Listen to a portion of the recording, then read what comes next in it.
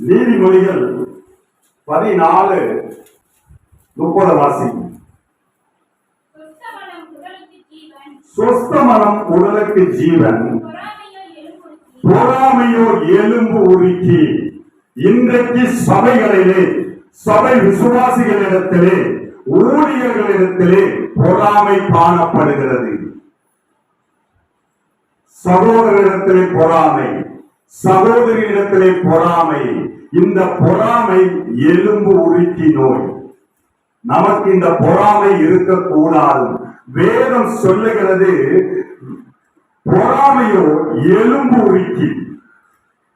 நம்முடைய சபையிலே, சபை என்றால் நம்முடைய சரீரம், இந்த சரீரத்திலே பொறாமை இருக்கக்கூடாது.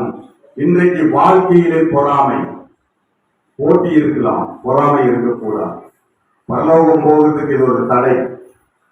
பரலோகம் போக முடியாது, நிச்சயமா போக முடியாது. நீங்க புதிய ஏற்பாட்டில் படிச்சீங்கன்னா அதை எல்லாமே சொல்லும். பொறாமை, எரிச்சல், வஞ்சகம் இதெல்லாம் இருந்தா பரலோகம் போக முடியாது. இன்றைக்கு எப்படி இருக்கிறார்கள் விசுவாசிகள்? அது எப்படி இருந்தால் தான் என்ன, நான் சர்ச்சுக்கு வந்துட்டு போனா போதும். சொஸ்த மனம் உடலுக்கு ஜீவன், பொறாமையோ எலும்பு உருக்கி. இந்த பொறாமை நமக்குள்ளே வரும்போது நம்மை எலும்பை உருக்குகிறது, எலும்பை அழிக்கிறது.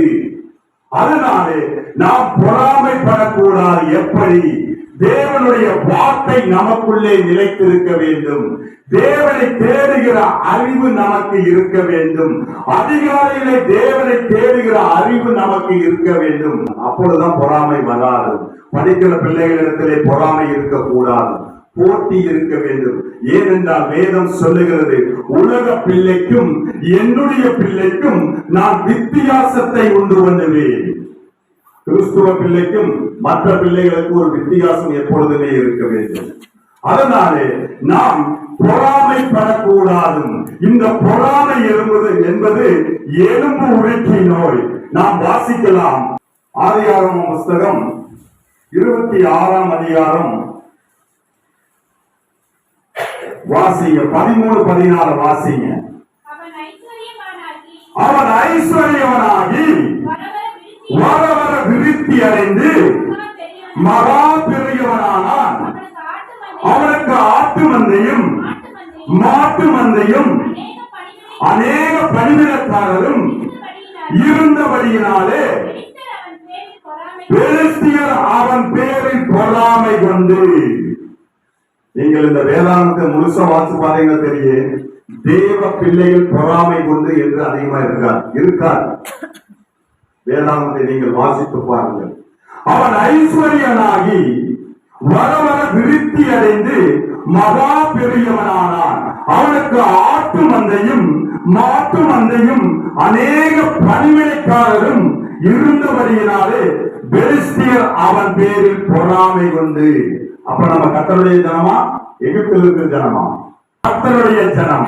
அப்போ கர்த்தருடைய ஜனம் என்றால் இங்கு நமக்கு பொறாமை இருக்கக்கூடாது. வேதம் சொல்லுகிறது, பெலிஸ்தியர் அவன் பேரில் பொறாமை கொண்டு. இந்த பெலிஸ்தியர் என்பது எகிப்து தேசத்தார். எகிப்து என்பது பாவத்தை குறிக்கிறது. பாவம் நமக்குள்ளே இருந்தால் பொறாமை இருக்கும். பாவம் நமக்குள்ளே இருந்தால் நம்முடைய எலும்பை உருக்கும். பாவம் நமக்குள்ளே இருந்தால் வாழ்க்கையில முன்னேற்றம் இருக்காது. ஏனென்றால் வேதம் சொல்லுகிறது, பாவம் செய்கிற ஆத்துமா சாகும், பரலோகத்துக்கு வராது. ஏனென்றால் ஆவி, ஆத்துமா, சரீரம் மூன்று உண்டு மனுஷனுக்கு. ஆவி கர்த்தரிடத்திலே போகும், ஆத்துமா நியாய தீர்ப்புக்கு போகும். இந்த சரீரம், ஆவி, ஆத்துமா, சரீரம். சரீரம் மண்ணான சரீரம், மண்ணுக்கு திரும்பும். இந்த மண்ணான சரீரத்துக்கு பொன்னான வேலைகளை எத்தனை செஞ்சிட்டு இருக்கிறோம். இயேசு இல்லாத எந்த காரியத்தை நீங்கள் முதன்மைப்படுத்தினாலும் அது விக்கிரக ஆராதனை. கணவனை நீ முதன்மைப்படுத்தினாலும் சரி, மனைவியை முதன்மைப்படுத்தினாலும் சரி, பிள்ளைகளை முதன்மைப்படுத்தினாலும் சரி, அல்லது நாம் போட்டிருக்கிற அணிகலன்களை முதன்மைப்படுத்தினாலும் சரி, நீங்கள் எதை முதன்மைப்படுத்துகிறீர்களோ அதுதான் விக்கிரகம். முதலாவது தேவனுடைய ராஜ்யத்தையும் அவருடைய நீதியையும் தேடுங்கள், அப்பொழுது இவைகள் எல்லாம் கூட கொடுக்கப்படும். பொறாமை நம்மை விட்டு அகலும். பொறாமை இருக்கக்கூடாது. விசுவாசிகளிடத்திலே நல்ல ஒரு நல்லிணக்கம் இருக்க வேண்டும். விட்டுக் கொடுக்கிற மனப்பான்மை இருக்க வேண்டும். ஒருவரோடு ஒருவர் சமாதானம் செய்ய வேண்டும். ஏனென்றால் வேதம் சொல்லுகிறது, நாம் யாவரிடத்திலும் சமாதானமாக இருக்க வேண்டும். யாவரையும் மன்னிக்கக்கூடிய மனப்பான்மை இருக்க வேண்டும். நம்முடைய முழங்காலை போடும்போது பாவ அறிக்கை செய்கிற இருதயம் நமக்கு இருக்க வேண்டும். ஏனென்றால் நாம் முழங்கால் படியிட்டால் நம்முடைய பாவம் நமக்குள், நாம் செய்த பாவம் நமக்கு தெரியும். இங்கே சொல்லப்படுகிறது, அவன் ஐஸ்வர்யனாய் வரவர விருத்தியடைந்து மகா பெரியவனானான். அவனுக்கு ஆட்டு மந்தையும் மாட்டு மந்தையும் அநேக பணிவிடைக்காரர்கள் இருந்ததை பார்த்து பெலிஸ்தியர்கள் பொறாமை கொள்ளுகிறார்கள். அப்படி என்றால் பாவம் செய்கிறவர்கள் பொறாமை கொள்ள வேண்டும். பாபிலோன் தேசத்தார்கள் பொறாமை கொள்ள வேண்டும். எகிப்து தேசத்தார் பொறாமை கொள்ள வேண்டும். அப்படி என்றால் இயேசுவினுடைய ரத்தத்தினாலே மீட்கப்பட்ட விசுவாசிகளாகிய நாம் பொறாமை கொள்ளக்கூடாது. பொறாமை நமக்குரியதல்ல, அது பிசாசுக்குரியது. பிசாசு வஞ்சகன், அவன் வஞ்சிக்க கூடியவன். இன்றைக்கு AI டெக்னாலஜி வளர்ந்து விட்டது. யாராருக்கு தெரியும்? இந்த AI டெக்னாலஜியை விட உலக பணக்காரனான எலான் மாஸ்க், இந்த எலான் மாஸ்க் AI டெக்னாலஜியை விட இன்னும் மிகச் சிறப்பான டெக்னாலஜி இப்பொழுது கொண்டு வந்து விட்டார். இந்த AI டெக்னாலஜி சர்ச்சிலே பிரசங்கம் செய்கிறது. AI டெக்னாலஜில சர்ச்சில பிரசங்கம் செய்கிறது. தற்சமயத்திலே செய்தி வாசிப்பதற்காக நம்முடைய இந்தியாவிலே செய்தித்துறையிலே முதலாக இந்த AI டெக்னாலஜியை பயன்படுத்துகிறார்கள். AI டெக்னாலஜி என்ன? மனுஷன மாதிரியே இருக்கும். மனுஷன் என்ன செய்யறானோ அதே மாதிரியே இருக்கும். மனுஷனை போலவே பேசும். இந்த சோபியா என்கிற ஒரு ரோபோவை தயாரித்தார்கள். அந்த ரோபோ மனுஷனிடம் பேசினது. மனுஷனிடத்தில் பேசும்போது மனுஷனும் ரோபோவும் விளையாடுகிறார்கள். விளையாடும் போது அந்த ரோபோ ஜெயிச்சது. நமக்கு பார்க்கறது காமெடியா தெரிஞ்சது. நிறைய பேர் பார்த்திருப்பீங்க நினைக்கிறேன், வலைதளங்களில பார்த்திருப்பீங்க. அது யோசிக்க வேண்டிய விஷயம். ஆவிக்குரியவன் ஆவிக்குரியதை சிந்திக்கிறான், மாமிசத்துக்குரியவன் மாமிசத்துக்குரியதை சிந்திக்கிறான். அந்த சோபியர் சொல்லுது, நான் இப்பொழுது வெற்றி பெற்றிருக்கிறேன், ஒரு நாளில் இந்த உலகை எல்லாம் நான் ஆளுவேன் என்று. இதை பார்த்து எல்லாம் சிரிச்சாங்க. ஆனால் ஆவிக்குரியவர்கள் யோசிக்க ஆரம்பித்து விட்டோம். ஏனென்றால் இன்று மீண்டுமாக பிசாசுடைய ஆதிக்கத்துக்குள்ளாக அநேக ஜனங்களை அவன் வழிநடத்த போகிறான். இந்த AI டெக்னாலஜி வளர்ந்ததன் காரணமாக இப்பொழுது மருத்துவ துறையிலே டாக்டராக அமர்த்தி இருக்கிறார்கள். எங்கெங்கு மனுஷன் இருக்கிறானோ அந்த இடத்திலே எல்லாம் அதை வைத்து ஆளுகை செய்து கொண்டிருக்கிறது. இப்பொழுது பிசாசு 666 என்பது பெரிய கொம்பு வைத்து பெரிய பல்லெல்லாம் வைத்து வராது. இப்படித்தான் வருவான். ஏனென்றால் வேதம் சொல்லுகிறது, பிசாசானவனும் ஒளியின் தூதன் வேஷத்தை தரித்துக் கொள்ளுவான். அதனாலே இந்த பொறாமை என்பது எகிப்தியனுக்குரியது, புறஜாதியாருக்குரியது, வேதத்தை அறியாதவர்களுக்குரியது. நமக்கும் அதுக்கும் சம்பந்தம் இல்லை. வாசிக்கலாம், இந்த பொறாமை எப்படி இருக்கும் என்று வேதம் சொல்லுகிறது என்றால், 1 சாமுவேலின் புஸ்தகம் 17வது அதிகாரம் 24 வாசிங்க. இஸ்ரவேலர் எல்லோரும் அந்த மனுஷனை காணும்போது மிகவும் பயப்பட்டு அவன் முகத்துக்கு விலகி ஓடினார்கள். கோலியாத் பார்க்கிறாங்க. கோலியாத்தை பார்த்தா பயமா இருக்குது. 6 உயரமும் நல்ல பலமும் பலசாலிமா பார்த்து பயமா இருக்குது. அவன் பொறாமை கொள்ளுகிறான். யார் மேலே? இஸ்ரவேலர்கள் மேலே பொறாமை கொள்ளுகிறான். கர்த்தர் ஒரே கூழாங்கல்லினாலே வீழ்த்தினார். நம்முடைய பொறாமையை நாம் வீழ்த்த வேண்டும் என்றால் அன்று தினமும் அதிகாலையிலே நம்முடைய முழங்கால்கள் முடங்க வேண்டும். நான் வரும்போதெல்லாம் சொல்றேன், முழங்கால்கள் முடங்க வேண்டும். எங்கெங்கு முழங்கால்கள் முடங்கலையோ அங்கு பிரச்சனைகளும் முடங்காது. நீ எத்தனை வருஷத்துக்கு சர்ச்சுக்கு வந்து பிரயோஜனம் இல்ல. ஜெபம் பண்ணி பிரயோஜனம் இல்ல, பாட்டு பாடி பிரயோஜனம் இல்ல, கைதட்டி பிரயோஜனம் இல்ல. கர்த்தருடைய வார்த்தை நமக்குள்ளாக இருக்க வேண்டும். அப்படி என்றால் இந்த பொறாமை நமக்குள்ளாக இருக்கக்கூடாது. அது அந்நியர்களுக்குரியது, நமக்குரியதல்ல. வாசிக்கலாம். ஆதியாகமம் புஸ்தகம் 30வது அதிகாரம் 1வது வார்த்தை வாசிங்க.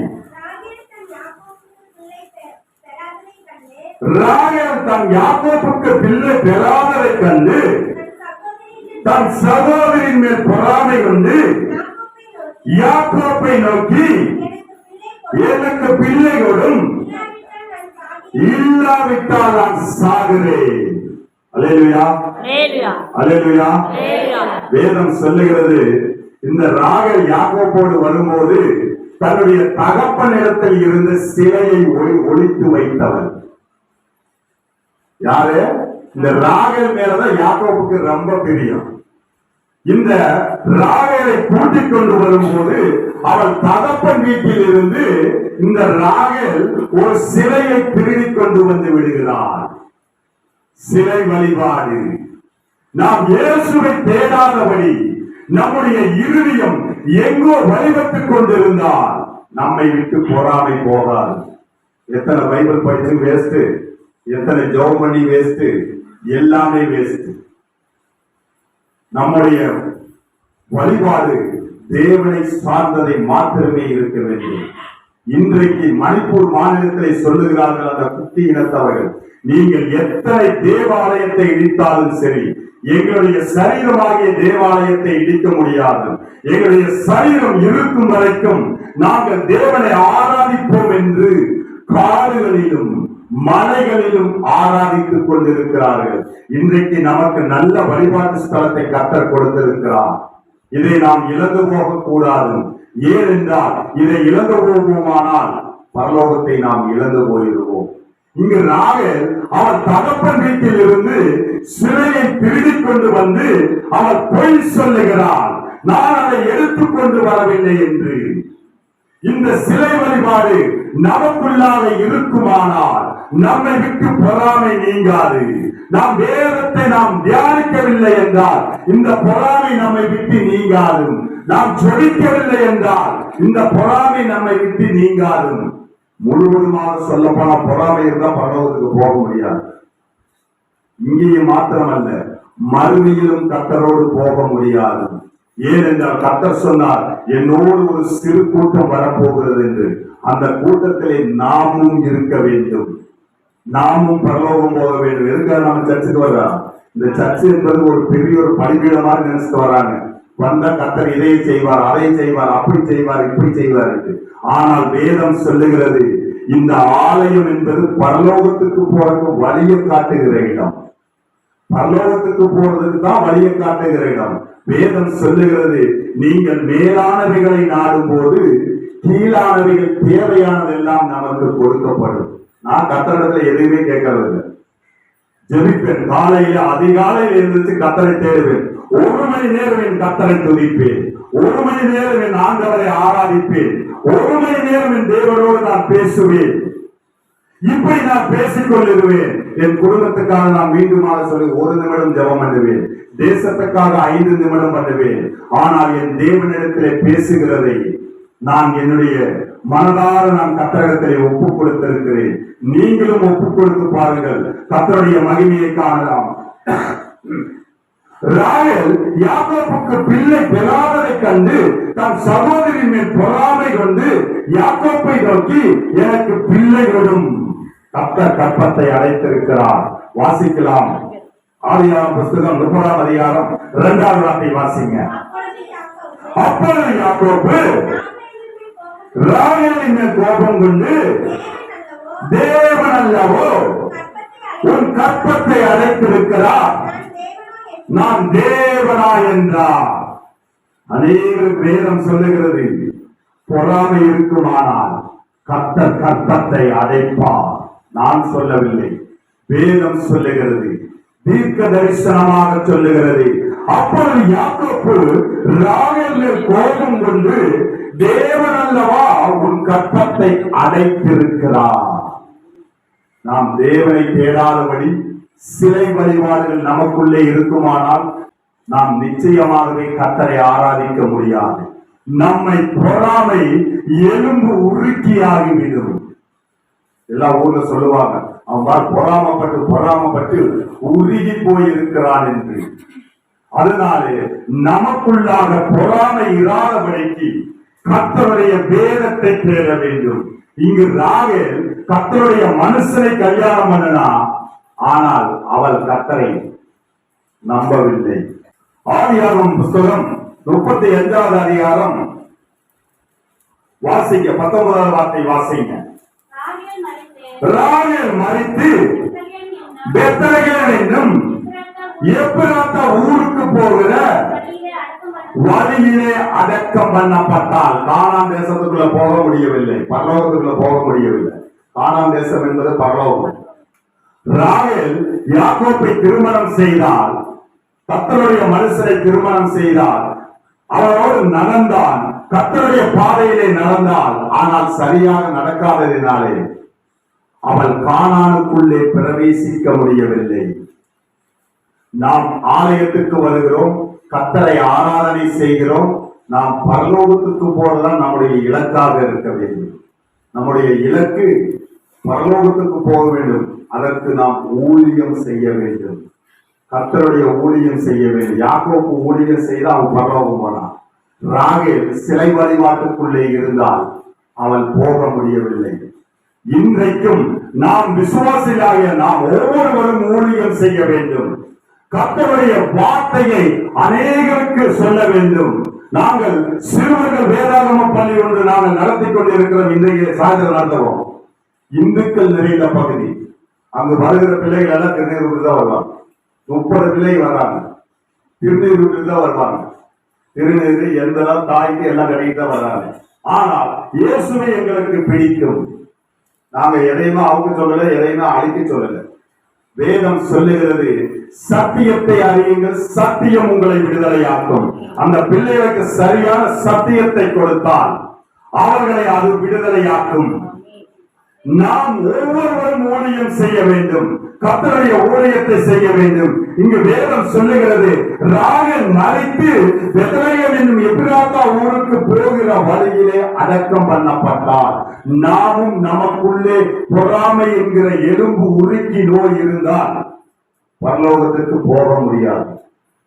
சிறு பிள்ளைகளா இருந்தாலும் சரி, பெரியவர்களா இருந்தாலும் சரி, ஊழியக்காரனாக இருந்தாலும் சரி, விசுவாசிகளாக இருந்தாலும் சரி, யாராக இருந்தாலும் சரி, இந்த எலும்பு உருக்கி நோய் நமக்குள்ளே இருக்கக்கூடாது.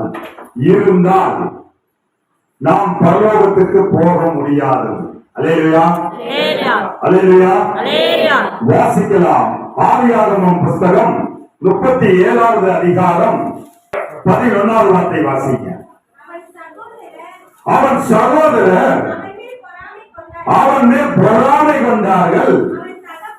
அவன் தகப்பனோ அவன் சொன்னதை மனதிலே வைத்துக் கொண்டான். இன்றைக்கு பெரிய பகை பங்காளி பகை. அநேக இடத்துல பிசாசு கிரியை செய்கிற பகை பங்காளி பகை. அண்ணன் தம்பிக்குள்ள ஒற்றுமை இல்லை, அப்பவே இல்லை. வேதம் சொல்லுகிறது, அவன் சகோதரர்கள் அவன் மேல் பொறாமை கொண்டார்கள். சகோதரக்குள்ளே இன்னைக்கு ஒற்றுமை இல்லை. கண்டிப்பாக ஒற்றுமை இருக்க வேண்டும். வேதம் சொல்லுகிறது, சகோதரருக்குள்ளே ஒற்றுமை இல்லை. எப்படி அவன் முன்னேறுகிறான் என்று பொறாமை. இங்கு வேதம் சொல்லுகிறது, அவன் சகோதரர் அவன் மேல் பொறாமை கொண்டார்கள். இப்படி நம் சகோதரருக்குள்ளே நாம் பொறாமை கொண்டால் என்ன ஆகும்? வேதம் அதுக்கும் சொல்லுகிறது. நாம் வாசிக்கலாம். யோசுவாவின் புஸ்தகம் 24வது அதிகாரம் வாசிங்க. 32வது வார்த்தை வாசிங்க. இஸ்ரவேல் புத்திரர் எகிப்திலே இருந்து கொண்டு வந்த யோசேப்பின் எலும்புகளை அவர்கள் சீகேமிலே யாக்கோபு சீகேமின் தகப்பனாகிய எமோரியருடைய புத்திரன் கையில் 100 வெள்ளிக்காசுக்கு கொண்ட நிலத்தின் பங்கிலே அடக்கம் பண்ணினார்கள். அந்த நிலம் யோசேப்பின் புத்திரருக்கு சுதந்திரமாயிற்று. எகிப்து தேசத்துக்கு அடிமையா கொண்டு போகப்பட்டான் யோசேப்பு. அவன் பொறாமை கொள்ளவில்லை, அவனுடைய சகோதரர்கள் பொறாமை கொண்டார்கள். அந்த அவனுடைய எலும்புகள், அந்த சகோதரனுடைய எலும்புகள் கூட இஸ்ரவேல் தேசத்துக்குள்ளாக வரவில்லை. ஆனால் யோசேப்பினுடைய எலும்பு 400 வருஷத்துக்கு பின்பாக இஸ்ரவேல் தேசத்துக்குள்ளாக வருகிறது. அப்படி என்றால் நாமும் கர்த்தரை தேட வேண்டும், உண்மையோடும் ஆவியோடும் உத்தமத்தோடும் தேட வேண்டும். அல்லேலூயா, அல்லேலூயா. நாம் கேட்கிறோம், வேத வசனத்தை நாம் கேட்கிறோம், படிக்கிறோம், நாம் ஜெபிக்கிறோம். உண்மையோடும் ஆவியோடும் கர்த்தரை தேடுகிறது வேண்டும். நம்ம இங்க இருக்கும்போது இயேசுவை குறித்து பாடுறார். பஸ்ல உட்கார்ந்தோம்னா சினிமா பாட்டு, சுத்துற இடத்துல சினிமா பாட்டு. எப்படி இருக்கு இது? இந்த சரீரம் தேவனுடைய ஆலயம், இந்த சரீரம் தேவனுடைய ஆலயம். எவன் ஒருவன், எவன் ஒருத்தி இந்த ஆலயத்தை கெடுக்கிறானோ அவனை தேவன் கெடுத்து போடுவான். சர்வசாதாரணமா பார்க்கறது அப்படித்தான் இருக்கு. இன்னைக்கு எத்தனையோ குடும்பத்துல சமாதானம் இல்லை, கணவன் மனைவிக்கிடையே சமாதானம் இல்லை, பிள்ளைக்கும் பெற்றோர்களுக்கும் இடையே சமாதானம் இல்லை. ஏன்? அந்நியன் நல்லா இருக்கிறான், வேதத்தை படிக்கல, அவன் ஜெபிக்கல, இயேசுவை பத்தி தெரியாது, அவன் நல்லா சம்பாதிக்கிறான், நல்ல வீடு வாசல் இருக்குது, நல்ல கார் இருக்குது, நல்ல சுகமா இருக்கிறான். ஏன்? நம்ம அப்படி போயிடலாமே. வேதம் சொல்லுகிறது, நீ அனலும் இல்லாமல் குளிரும் இல்லாமல் இருந்தால் உன்னை வாந்தி பண்ணி போடுவே. உன்னா கிறிஸ்தவனா இருக்கணும், இல்ல கிறிஸ்துவ விட்டு போயிடணும். நான் சொல்லுங்க, வேதம் சொல்லுகிறது, அனலும் இல்லாமல் குளிரும் இல்லாமல் நீ வெதுவெதுப்பாய் இருந்தால் கர்த்தர் வெளியே போட்டுள்ளார். சிலர் சொல்றாங்க, அவன் என்ன எந்நேரம் பார்த்தாலும் ஜெபம் பண்ணிட்டு இருக்கிறாங்க, எந்நேரம் பார்த்தாலும் வேதம் படிச்சுட்டே இருக்கிறாங்க. அவன் ஓவரா பண்றான், கர்த்தருக்கு ஓவரா பண்றதா பிடிக்கும். அல்லேலூயா, அல்லேலூயா, அல்லேலூயா.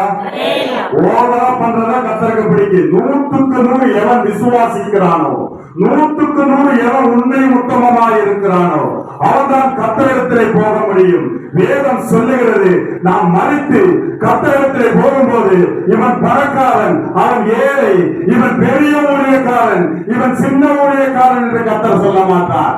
உண்மையும் உத்தமம் உள்ளவனே உள்ளே வா, இல்லையே நீ வெளியே போ. அவ்வளவுதான். நீங்க எதுக்கு நம்ம சர்ச்சுக்கு வர வந்து நம்ம முதல் நாள் படிக்கிட்டு ஜெபம் பண்றா, கண்ணீர் வடிக்கிறோம், வேதாகமத்தை படிக்கிறோம், ஆனா வாழ்க்கையில நிம்மதி இல்லையே. எதுக்கு வரவனப்பா? வெளியில இருக்கிறவங்க நல்ல நிம்மதியா இருக்கிறானே, ஏன் வரணும்? எதுக்காக வரணும்? அதனால்தான் வேதம் சொல்லுகிறது, இது கர்த்தருடைய தேவ ஆலயம். இந்த சரீரம், இந்த சரீரம் தேவ ஆலயம். கர்த்தர் இந்த சரீரத்தில் அவர் உலாவ பிரியப்படுகிறார். எப்ப? ஞாயிற்றுக்கிழமை மாத்திரமல்ல, ஒவ்வொரு நாளும், ஒவ்வொரு நொடி பொழுதும் பரிசுத்த ஆவியானவர் இந்த சரீரத்துக்கு உள்ளாக புறமாக உலாவ பிரியப்படுகிறார். அதுலயும் நமக்கு எடுத்து போடுறீங்க. வெளியில் இன்ப சுற்றுலா போகும்போது சில வாலிபர்களுடைய வாயிலிருந்து புகை தானே போகுது, சில வாலிபர்களுடைய வாயில மதுபானம், சில பெண்களுடைய வாயில வெத்தலபாக்கு. இதெல்லாம் கர்த்தருடைய ஆலயத்தை கெடுக்கிறது. ஜாக்கிரதை உள்ளவர்களாயிருங்கள். நீங்கள் அனலம் இல்லாமல் குளிரும் இல்லாமல் வெதுவெதுப்பாக எத்தனை நாளைக்கு இருப்பீர்கள்? கர்த்தர் எச்சரிக்கிறார். கர்த்தருடைய வருகை சமீபமாகுது. கர்த்தருடைய வருகை ரகசிய வருகை என்று ஒன்று உண்டு. இன்றைக்கு அது இல்லை என்று அநேகர் சொல்லிக் கொண்டிருக்கிறார்கள். ரகசிய வருகையிலே போகிறவர்கள் பாக்கியவான்கள். கர்த்தருடைய வருகை சீக்கிரமாய் வரப்போகிறது. தீர்க்க தரிசனங்கள் எல்லாம் நிறைவேறிக் கொண்டு வருகிறது. வேதத்தில் உள்ள தீர்க்க தரிசனங்கள், அநேக தீர்க்க தரிசனங்கள் நிறைவேறிக் கொண்டு வருகிறது. கர்த்தர் வரப்போகிறார், மாரநாதா வரப்போகிறார், நம்மை எல்லாம் கூட்டிட்டு போக அவர் வரப்போகிறார். யாரெல்லாம் உண்மையும் உத்தமமாக பரிசுத்தமாக ஜீவிக்கிறோமோ, பொறாமை இராதபடிக்கு இந்த எலும்பு உரிக்கிறது அவ்வளவு சீக்கிரம் நம்ம விட்டு விலகாது. அவ்வளவு சீக்கிரம் விலகாது. கர்த்தருக்குள் இருந்தால் மாத்திரமே விலகும். கர்த்தருடைய வார்த்தை நமக்குள்ளாக இருக்க வேண்டும். சிலர் சொல்றாங்க பைபிளை தலைக்கு வச்சு படுத்த பேய் வராது. பேய் பைபிளை தலையெல்லாம் படிக்கும். உங்களுக்கு தெரியுமா தெரியாத, அவனுக்கு கர்த்தருடைய வார்த்தை தெளிவாக படிப்பான். வேதம் சொல்லுகிறது, இருதயமாகிய பலகையில எழுதி கொள்ள வேண்டும். அப்பொழுதுதான் நமக்கு எதிரான எந்த ஆயுதமும் வாய்க்காமல் போகும். அல்லேலூயா, அல்லேலூயா, அல்லேலூயா. மீண்டுமாக சொல்லுகிறேன், கிறிஸ்தவன் ஜாதகம் பார்க்கிறான், கிறிஸ்தவன் குறி ஏற்கிறான், கிறிஸ்தவன் ஜோசியம் பார்க்கிறான். வேதம் சொல்லுகிறது, நான் பார்க்கிறவர்களும் குறி ஏற்கிறவர்களும் தேவனுக்கு எப்படி அருவருப்பானவர்களோ அதே போல இந்த சரீரத்தை எவனவன் கெடுக்கிறானோ அவனை தேவன் கெடுத்து போடுவார். இந்த எலும்பு உருக்கி நோய் நமக்குள்ளாக இருந்து வெளியேற வேண்டும். கர்த்தர் சொல்லுகிறார், நான் தேவனானால் என்னை வணங்குங்கள், பாதாள்கள் தெய்வம் என்றால் நீங்கள் பாதாளை வணங்கிக் கொள்ளுங்கள். ஏன் இரு நினைவுகளினாலே குந்தி குந்தி நடக்கிறீர்கள்? ஏன் மற்றவர்களுக்காக கிறிஸ்தவர்களாக மாய்மாலமாக இருக்கிறீர்கள்? கர்த்தருடைய வார்த்தை சொல்லுகிறது, இந்த பொறாமை எலும்பு உருக்கி நோய், இந்த பொறாமை அநேகரை வாழ விடாது. இந்த பொறாமை அநேக குடும்பங்கள் பிரிந்து விடும். முகநாடி வேறுபட்டது. யாருடைய முகநாடி வேறுபட்டது? காயினுடைய முகநாடி வேறுபட்டது. தன் சகோதரரை பார்த்து அவர் பொறாமை கொண்டு எரிச்சல் கொண்டு அவருடைய முகநாடி வேறுபட்டது. கொலை செய்தார். நம்முடைய நோக்கம் இயேசுவை குறித்ததாய் இருக்க வேண்டும், இயேசுக்குள்ளாக இருக்க வேண்டும். நம்முடைய நோக்கம் பரலோகம் போகிறது. ஆலயத்துக்கு வந்து இடத்தை தேக்கிட்டு இருக்கிறது. 5 வருஷம் தான் ஆலயத்துக்கு விசுவாசத்துல வர. 5 வருஷத்துக்கு மேல சபையோடு சேர்ந்து ஏதாவது ஒரு ஊழியம் பண்ண வேண்டும். இல்லை என்றால் தனியாக ஏதாவது ஒரு ஊழியம் பண்ண வேண்டும். நான் 10 வருஷமாக இடத்தை கேட்டுக் கொண்டிருக்கிறேன், கர்த்தருடைய வேலையை செய்யவில்லை. ஏன்? பொறாமை. நான் வந்த எனக்கு பின்னாடி வந்தவங்க கூட நல்லா இருக்கா? ஏன்? பொறாமை, எலும்பு உருக்கி நோய், அது நமக்குள்ளாக இருக்கக்கூடாது. வேதம் சொல்லுகிறது, நீங்கள் வாசிக்கலாம். சங்கீதங்களின் புஸ்தகம் 106வது அதிகாரம் 16வது வார்த்தை வாசிங்க. பாளையத்தில் அவர்கள் மோசேயின் மேலும் கர்த்தருடைய பரிசுத்தனாகிய ஆரோனின் மேலும் பொறாமை கொண்டார்கள். இன்றைக்கு ஊழியர்கள் மேலே பொறாமை கொள்ளுகிறார்கள், பாஸ்டர் மேலே பொறாமை கொள்ளுகிறார்கள், ஊழியம் பண்ணுகிறவர்கள் மேலே பொறாமை கொள்ளுகிறார்கள். அப்படி நாம் இராதபடி தேவனை நாம் தேட வேண்டும். இங்கு வேதம் சொல்லுகிறது, ஆலயத்தில் அவர்கள் மோசேயின் மேலும் கர்த்தருடைய பரிசுத்தமான ஆரோனுடைய மேலும் பொறாமை கொண்டார்கள். இந்த பொறாமை எப்படி இயேசுவை கூட காட்டி கொடுத்தது. சும்மா விடல. யூதாசுக்குள்ளாக சாத்தான் புகுந்தான். இந்த உலகத்தை உண்டாக்கினவர், அகில உலகத்தையும் உண்டாக்கின என் ஆண்டவரை இந்த பொறாமை உள்ளே புகுந்தது, இந்த வஞ்சகம் உள்ளே புகுந்தது. இயேசுவையே காட்டிக் கொடுத்தார், இயேசுவையே காட்டிக் கொடுத்தார். இப்படியாக ஊழியர்கள் மேல் நாம் பொறாமை கொண்டால் வேதம் சொல்லுகிறது. வாசிங்க, சங்கீதங்களின் புஸ்தகம் 106வது அதிகாரம் 17வது வார்த்தை வாசிங்க. பூமி பிளந்து சாத்தானை விழுங்கி அபிராமின் கூட்டத்தை மூடி போட்டது. பூமியே விழுகுது, முடிஞ்சு போச்சு, வாழ்க்கையே முடிஞ்சு போச்சு. ஒரே தரம் தான் மனுஷனா பிறக்கிறது. இந்த ஒரே தரம் தான், மறுபடியும் மறுஜென்மம் கிடையாது. சிலர் சொல்றாங்க மறுஜென்மத்துல நாயா பூனையா வருவன், அதெல்லாம் ஒண்ணும் கிடையாது.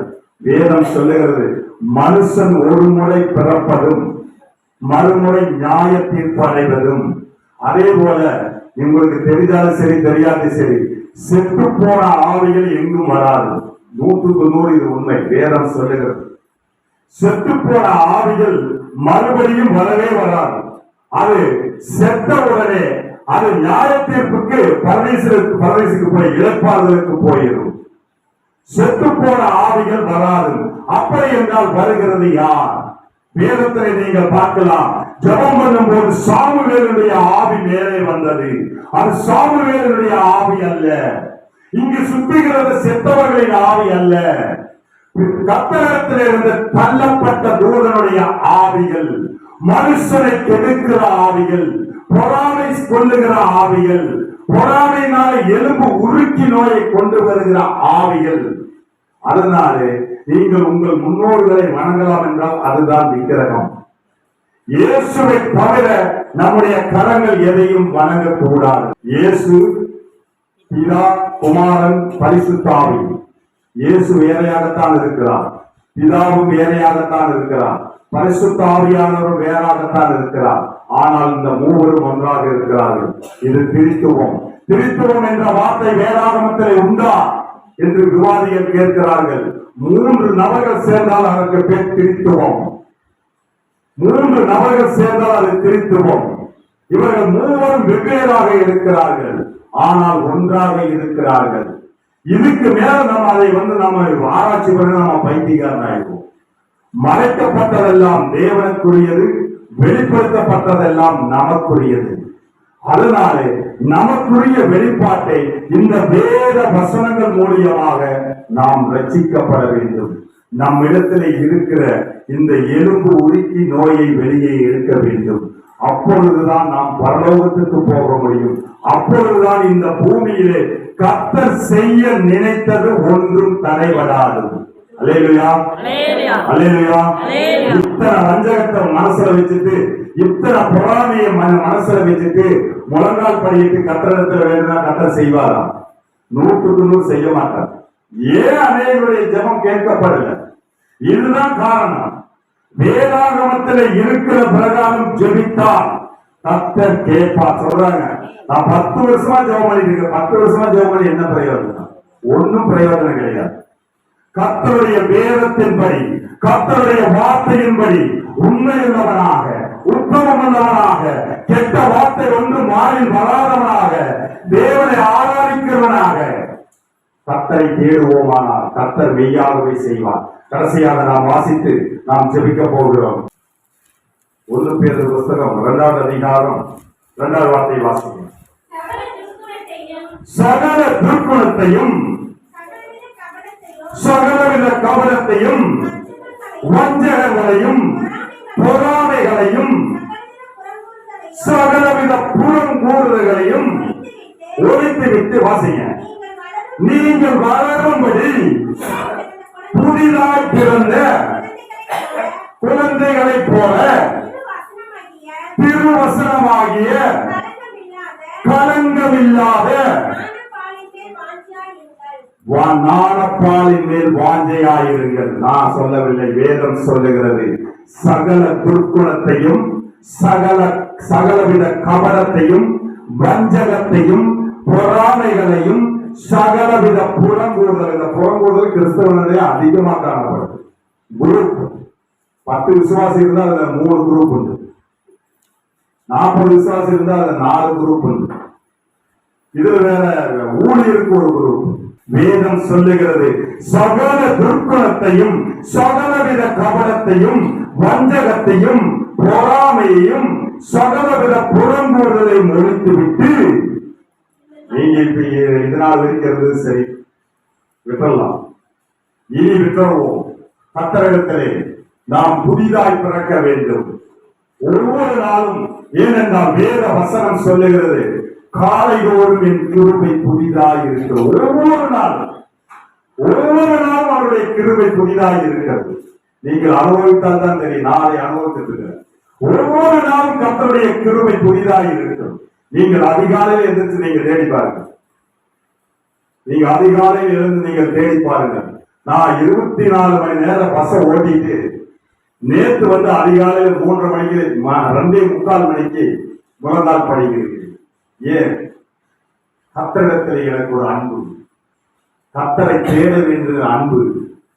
கர்த்தர் என்னிடத்தில் பேசுவார், நான் கர்த்தரிடத்திலே பேசுவேன். ஒருவேளை நான் ஜெபிக்காமல் போனால் கர்த்தரின் இடத்தில் பேசாமல் போய் விடுவார். வாஞ்சை, அந்த வாஞ்சை நமக்குள்ளாக இருக்க வேண்டும். இந்த சரீரத்தில் உயிர் இருக்கும் வரைக்கும் மன்னிப்பு. இந்த உயிர் பிரிந்து போகிறது என்றால் கர்த்தர் சொல்லுவார், அநியாயக்காரனே, நீ என்னை விட்டு அகன்று போ. அதனாலே இந்த சரீரத்திலே உயிர் இருக்கும் போதே நாம் கர்த்தரிடத்திலே திரும்புவோமானால் மெய்யாகவே நாம் பரலோகம் போக முடியும். அதனால் தான் வேத வசனம் சொல்லுகிறது, நீங்கள் இப்பொழுது வளரும்படி புதிதாய் பிறந்த குழந்தைகளைப் போல திருவசனமாகிய ஞானப்பாலின் மேல் வாஞ்சையாயிருங்கள். இன்னைக்கு நம்முடைய வாஞ்சையால எப்படி எப்படியோ போகும். வேதத்தின் மேல் இருக்க வேண்டும், கர்த்தரை தேடுகிறதிலே இருக்க வேண்டும். இன்னைக்கு சபை எப்படி இருக்கு தெரியுமா? விசுவாசிங்க சொல்றாங்க, எங்களுக்கு ஏத்த பாஸ்டர் தான் நாங்க வருவோம், வந்தாமோ வராடிப்போம். இங்கு சத்தியம் சொல்லப்படும், வருகிறவன் பரலோகத்துக்கு போய் போறான், வராதவன் எங்கேயோ போய் போறான். அது கர்த்தருக்குரியது. இன்றைக்கு ஜனங்கள் அப்படித்தான் தேடுறாங்க. எப்படி தேடுறாங்க? தனக்குரிய சபையாக, தனக்கான சபையாக. எப்படி பாவமும் செய்வான், சபைக்கு வருவான், உலகத்தோடு இருப்பான், சபைக்கு வருவான். அப்படிதான் வரணும். சத்தியத்தின் பிரகாரம் சொன்னால் நாங்கள் சபைக்கு வரமாட்டோம். முரட்டாட்டம் உள்ள ஜனங்களாக இன்று இருக்கிறார்கள். அதனால் தான் வேத வசனம் சொல்லுகிறது, நீங்கள் வளரும்படி புதிதாய் பிறந்த குழந்தைகளைப் போல திருவசனமாகிய களங்கமில்லாத ஞானப்பாலின் மேல் வாஞ்சையாயிருங்கள். நாம் கண்களை மூடி நாம் செபிக்கலாம். மகா இரக்கமுள்ள நல்ல ஆண்டவரே, இத்தனை காலமாக இயேசுவே, என்னுடைய இருதயம் செத்து போனதாக இந்த பொறாமையினாலே, எலும்பு உருக்கியாக இந்த பொறாமையினாலே அநேகரை புறங்கூறி சொல்லுகிறதிலே இருந்தேன் அப்பா. என்னுடைய பாவத்தை அறிக்கையிடுகிறேன் அப்பா, என்னுடைய பாவங்களை அறிக்கையிடுகிறேன் அப்பா. இயேசுவே, வேத வசனம் சொல்லுகிறது, எவன் ஒருவன் தன் பாவங்களை அறிக்கையிட்டு விட்டு விடுகிறானோ அவன் இரக்கம் பெறுவான் என்று. எவன் ஒருவன் தன் மானத்தை மூடுகிறானோ அவனுக்கு பிழைப்பு கிடையாது.